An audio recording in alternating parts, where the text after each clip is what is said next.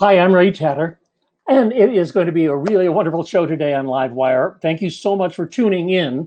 Uh, Today, we're going to talk to Alan Ware, who is a consultant, freelance engineer, and he works for an organization called GreenTech.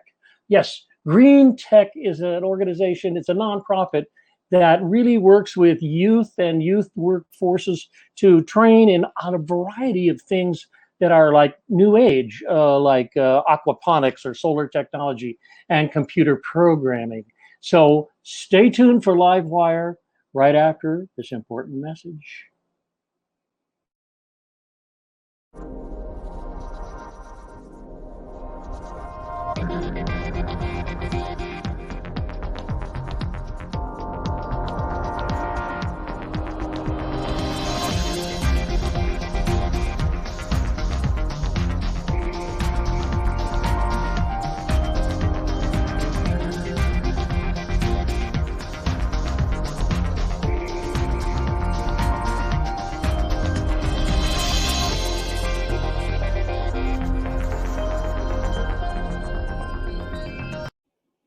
Hi, I'm Ray Tatter, and with me somewhere across town is Alan Ware. He's an engineer, and he also teaches with GreenTech, which is an organization and a school kind of, which offers all kinds of workforce skills for people who are entering in some of the more interesting new fields. That's why the GreenTech moniker. So welcome, sir. How are you? Doing pretty good. How about yourself? Right, hanging in, doing good things, and really kind of after I read all of these things, and I noticed your name from the Hacker Lab, Yeah. working with them, and you actually are a founding member, right? I'm probably past the, except for the founders, I've been around the longest. Okay, for the founders. Okay, right, good. Well, at any rate, it's a very important thing I think that you're taking part in, and this is kind of a revolution in teaching, teaching for the things that are going to transform our country, and so that means Sacramento. That means around my block here.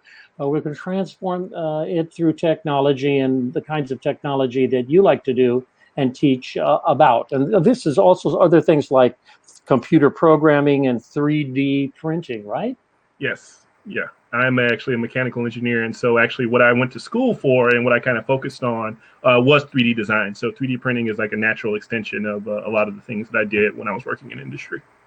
Wow. Okay. So tell me, I mean, tell me, let's talk a little bit about GreenTech because it does a lot of programming in urban farming. And I don't know what aquaponics is. I know what hydroponics is. Yeah. So GreenTech, and I always have to be it's always funny when somebody asks me about GreenTech because I always work with a very, very small part of it. But GreenTech, if I had to describe it as a non-profit organization with a focus on green technology for youth and young adult employment. So they do this through a number of programs. So we have the computer coding program, the urban farming.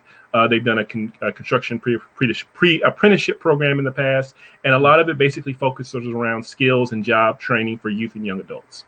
I see, and entrepreneurial things too. I mean, they provide people with job training and job creation. I mean, you know, they talk with people about creating jobs and in programs, and then they also work in some other areas like this mobility hub, which is an amazing concept of trying to upgrade the use of electrical trucks and cars and buses within an area of a city. And yeah. Oh yeah, no, the mobility hub is a pretty interesting initiative. I've been kind of tangentially involved with that, but essentially, you know, just within the words mobility, when you think about individuals who live in certain areas who may not have the access to transportation that others may expect. So there's a lot of different options that people are looking at as far as having like a docking station for like electric vehicles, kind of ride sharing and things like that, and kind of putting. I think there's a space that has been set aside for it. And of course, current events have kind of disrupted a lot of things. But the idea is to take all of these resources, like the fuel cell vehicles, electric cars, technology, and put that into a nexus point to where you have a resource that can be used by the community to get around. That's a clap. I remember climbing on the bus, and I had to take two buses to get to Uptown Whittier. Yeah. And go to the school there, which my mother wanted me to go to the school. There was a school down the street, but for some reason she felt that it was a better school, and so I had to take those buses. Yes. So tell me about the computer programming. Computer programming is a few decades old now, but things have changed in its direction. Correct? Yeah. Well, I think it really comes down to accessibility. And so when you think about computer programming, we all know that computers do stuff. I mean, we're using Zoom or a Zoom-like program. We have video conferencing software. But one of the things which I like to talk about is this idea of kind of digital literacy, which is kind of a little bit more all-encompassing because programming is just one specific aspect of it. When you think about making websites or making the applications like we're using today, that's essentially the process or the field of how you tell a computer what to do. So like we speak in language, you talk about programming languages. We're talking in English right now. You can talk in Spanish, French, Italian, Japanese. And you can express a similar idea in each one of those different languages, and each one of those languages has different rules to it, like subject, verb, object. So the programming, because so many things in our world are computer driven, it's a very useful skill.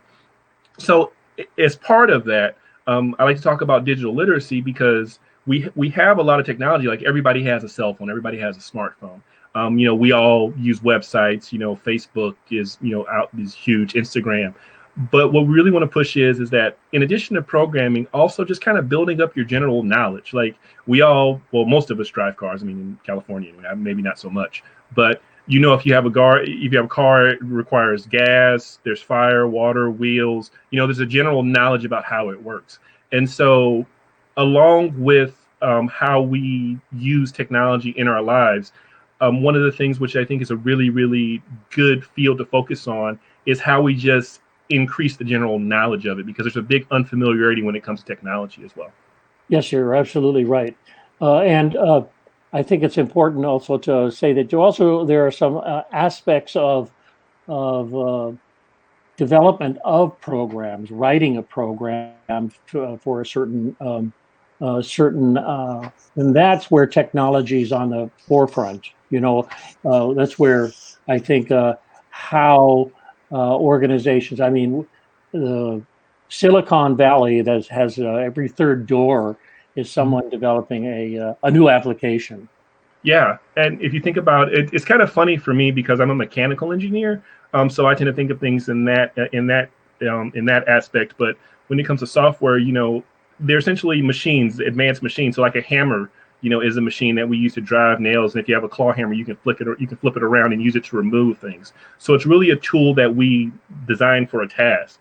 And so when we have about these software applications, we know our cell phones are tools which we use to make phone calls. So it's really that same sort of, there's a thing that you want to do, and this machine or this application is a means to achieve that goal. And so when you think about it from that sort of high level, there's a lot of things to be thought about, and a lot of lessons which can be taken, because while computers are the last 50 years or so, we've been making things and making tools for thousands of years. So there's a lot of lessons that are similar between those two fields. So talk a little bit about your classes. I mean, we talked about there are young people who are like 6, 7, and 8 who can really wail on a computer. And what's that button for? I don't know. Well, I don't know. It says option. What's an option? I don't know. So what is it like teaching the various levels of computer knowledge? So I think it's for me, I kind of like the challenge of teaching like the uninitiated, or because it really, the first thing is to build confidence, because I think with a lot, like, not everybody is going to jump and go out and create the next Facebook, but there's, in my experience, I've seen such like a fear or such an apprehension when it comes to technology. So a lot of it, at least initially for me, is trying to start with the basics and just trying to think about it like logically, because we all, live our lives. We all have to feed ourselves and do these things. And that's just problem solving that we get throughout our day. And so when you're working on a computer or you're programming or using technical tools, it's just a different type of problem solving with just a different set of rules. So like one of the rules for our life is that the sun rises in the east and sets in the west, right? So if you can kind of think about it as kind of a more broad strokes type of thing and just really think about it as a problem solving, then you're actually drawing on tools that you already have. So with teaching that, it's really about, the first thing is really just increasing familiarity. And it's just, as far as youth and adults, I joke and I say I teach youth the same way I do adults.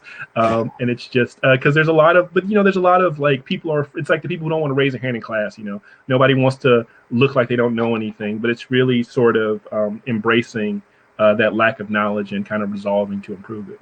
So where do you teach these classes? Give me kind of a overview. So if I'm watching, and I am, if I'm watching and I want my kid to learn how to work the computer, and how would I do it? Okay. Well, right now, due to current events, we're doing the classes online through Zoom. So we do, so they're kind of segmented, although there's a lot of crossover. Tuesdays and Thursdays, 10 a.m. to 1 p.m. Is a focus on kind of just general digital literacy and fundamental computer knowledge. I mean, there's a lot of crossover, but how a computer works, what are the parts of a computer, what are things that you would want to know to like better navigate the internet and email. And Saturday is what we've traditionally done is our like Web Builders Bootcamp, which is kind of focusing, similar concepts, but kind of focusing more on exposure and just kind of things out there, and also trying to be a little bit more student driven. So what I've said is that on the weekends, on Saturdays, that's generally youth focused, but adults can participate. And then the Tuesdays and Thursdays are young adult focused, but that's also youth can participate in that as well. It's just the focus of those classes are a little bit different. Oh, if I had a computer, I could actually get to you then. So I could just GreenTechEDU.org. Yeah. I mean, to be perfectly honest, I mean, I do have a couple computers. So even if you don't have a computer and you have internet access, so, we can take care of that. We'll just give it 3 days to just, sanitize to quarantine it. I got it. Okay, it's amazing. So the classes are on the weekends. Yes, on the weekend, on the Saturday 10 to 1, and also Tuesdays and Thursdays 10 to 1. Oh, Tuesdays and Thursdays as well. Okay. Yes. Okay. Well, this is kind of offering opportunities. So, do you ever have any whiz kids who are really pick things really? Yeah, I do. It's interesting. Those are the fun ones because there's no a lot of times when we think about this, you think that you know everything about something, but it's broken down into different fields. So those are generally fun, if sometimes aggravating, but it's good. It's good to be youthful and have that sort of confidence. But it's also fun to kind of take that, because at least there's a base to kind of work from. But I also like to kind of demonstrate where it's like, well, this is a different way to think about it. It's like if you grab in some ways, a little bit of knowledge is more dangerous than none at all, because it can build to overconfidence. So I kind of like to kind of build off of that, but also to try to show the lesson about, well, here those, while you know this thing pretty well, if you look at it from this direction or this direction, there's things that you haven't even considered. But I like that challenge, and I like it when, like, the stronger the students are, the more it puts upon me to make sure that I'm giving them an educational offering that's useful to them. So if I live in Rio Linda, can I take a class with you? Oh yeah, I mean, yeah, it's, everything's just online. So yeah, just Zoom. I think we have we just have that, I believe, on the flyer. There's a contact number. You can always just email me, Mikey, Mikey, at hackerlab, HACKERLAB.org, if you're interested. Text. Hackerlab. Yeah, HACKERLAB.org. .org, yeah, Mikey, Mikey. My middle name is Michael. Oh, Michael. So yeah, and then the text 916-597-0269. So there's I believe there's a flyer as well. I saw some of the web addresses, but if somebody's interested, they can always reach out to me directly. There's also individuals with GreenTech who are helping with like registration and tracking as well. That's fantastic. I know we're kind of focusing on what you're teaching, but I'm so blown away by the variety of which programs. And I know that this organization, GreenTech's been around for about 12 years or something like that. Yeah, at least a decade, yeah. Yeah. So obviously they've developed all of these things like urban farming. Yeah, they actually have about, I believe, 2 or 3 urban farms in the area where they have aquaponics set up, which is generally where you have plants on top and then the roots are going down into the bottom, where it's kind of like hydroponics, but you have fish in the bottom, which are basically eating, nibbling on like the roots, and kind of that creates a cycle that's good. That provides nutrients for the plants. And yeah, there's irrigation. They built planter boxes, and they have a couple of those things set up. Fantastic. And those places are you can visit them. I visited the one over in Oak Park, and I thought, wow, it's so clean and well taken care of. There are people who are always there working. Very interesting. Solar technology, and besides the computer programming, there's aquaponics. You haven't explained that to me. Oh, yeah, aquaponics. So that's basically where you have, got to it a little bit earlier, but you essentially have plants. So you'll have like a tub of water, and then you'll have a plant bed kind of above that. And so the roots of the plants will go in there, and then you'll actually have fish in the water. Oh, you did? Oh, that's what that was. Okay. Yeah. So yeah, that's aquaponics. And so it's kind of like it's kind of like, yeah, so you can, because it's you can grow food in non-traditional spaces. Grow food in non-traditional spaces. Well, certainly being a city folk in the cities all my life, I have tried making my little piece of land out in the back there grow tomatoes and things like that to greater or lesser extent. So GreenTech education and employment, they actually work with people who have acquired some of the skills that you're talking about. Isn't that true? Yes. Yeah, there's a lot of different volunteers or instructors, and yeah, there's a lot of different things going on. Yeah, and that's important too, because it's an amazing organization. It just has its fingers into all of what one might consider, the next step. Technologies. I can remember getting one of the early television sets, and we were just thought it was amazing to be able to watch a television show in 1952, and then all of the technologies that developed later.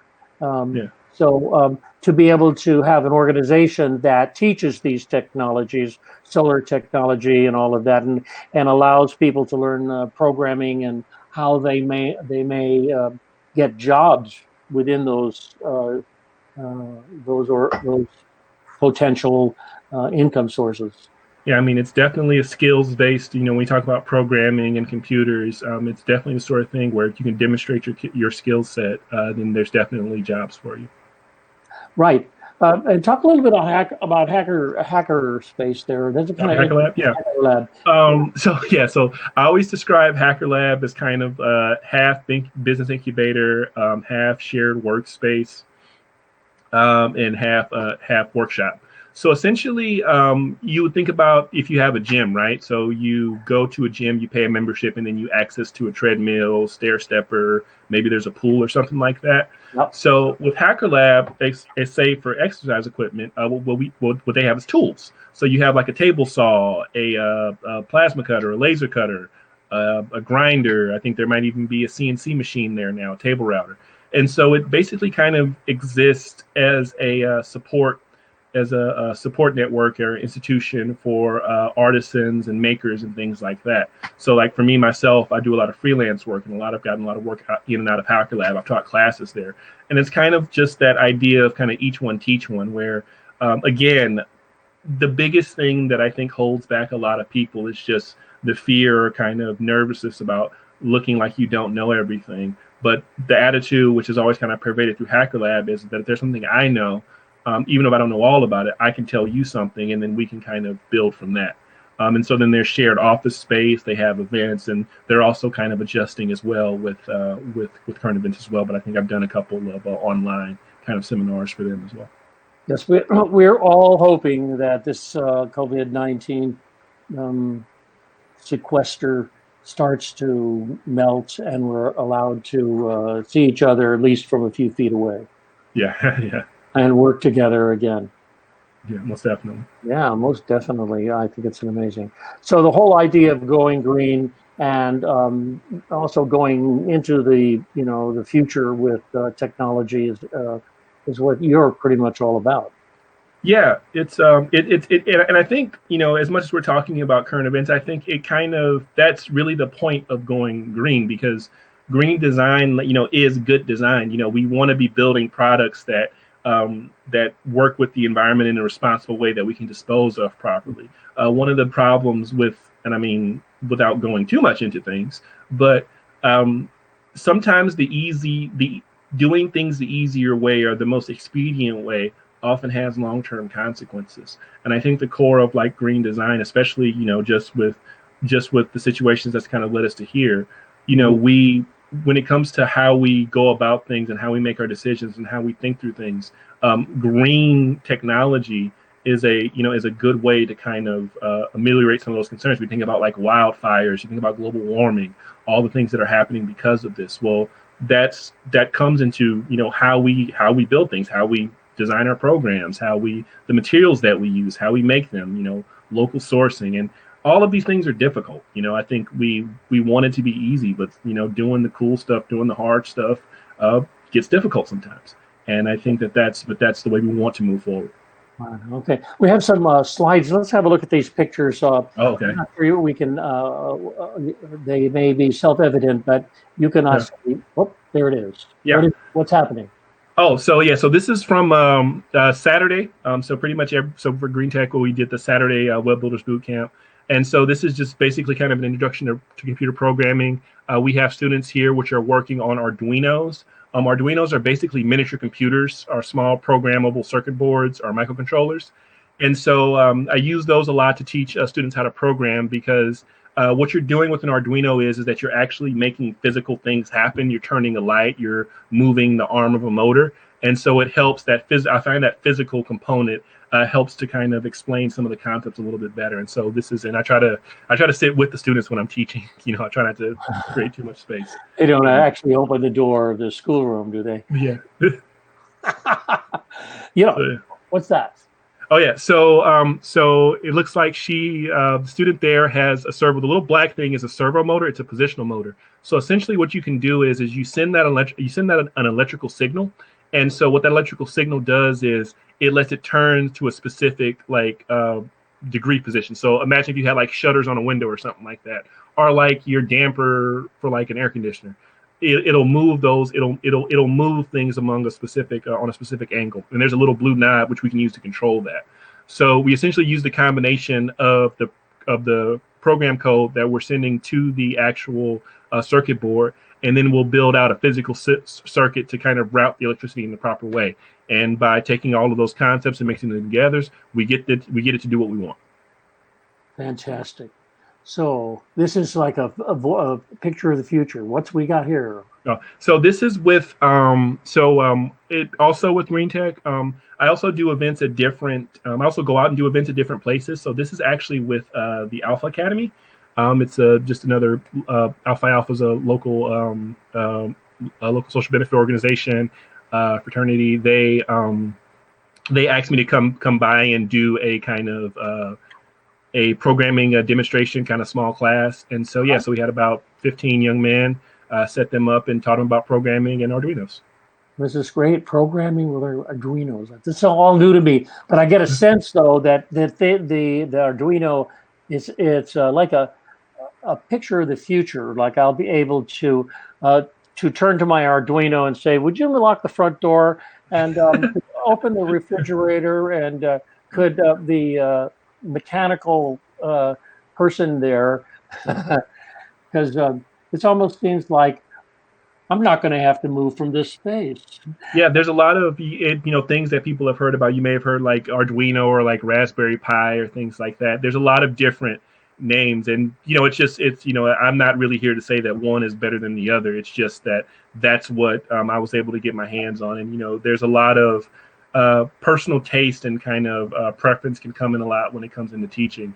But yeah, no, that there's things that you can download. Like we have you can say, "Hey Google," and you can download that and install it to a little computer and make your own like little like kind of Google Assistant. There's a lot of things that you can be doing with this right now. And so a lot of what my aim is in teaching is giving people kind of the building blocks to kind of go and learn those things, because it's almost like it's almost like you're going into this world where you don't know the rules. And so we can teach some of those basic rules. We empower people to kind of chart their own way. Try things, Yeah, I mean, this thing, I can tell you, is an amazing thing. 10 years ago, I could call somebody on this device, but that was it. Yeah. However, and before that, it had to have a wire and be attached to another wire that went up to a wire that went down the street with a wire and down to the house that I'm calling. This doesn't have that. All these things have just happened. I think we kind of get computer shock, or science is moving so fast with things. But I think young people adapt to them much faster than an old guy like me. But this is amazing that you are giving classes in some of these later development of things. I better turn that off before somebody calls. But I mean, it does other things. It's got the Facebook thing there, where I can actually communicate with my friends in photographs. Before it used to be have some tea, sit by the tan there, and we'll show a photograph on a piece of paper. So I think it's fascinating, and the field that you're in is just opened up and knows no bounds, in terms of developing your kind of group of people who will develop things to protect our environment, to help work situations work, and be safer. There's a lot. There's a lot of opportunity here. There's a lot to be learned. It's just about just kind of just dealing with the anxiety or the unfamiliar territory and just going forward and just resolving to learn a new thing. Yeah. Well, Alan Ware, I want to thank you very much for talking to me on LiveWire. Thank you very much for having me. Yeah, and please come back. We'll talk about whenever you have a. Absolutely. I would love to. Talk to me. Yeah, I would love to come back. Anytime. Tune us in, tune us out. All right. Well, okay. Well, folks, we'll be back on LiveWire next Wednesday from this very dining room, and hope that you're taking care of yourself, and you're learning some new technology like we just learned about with Alan Ware, and where we're doing it all. And so thank you so much for tuning in. We'll see you. Bye-bye.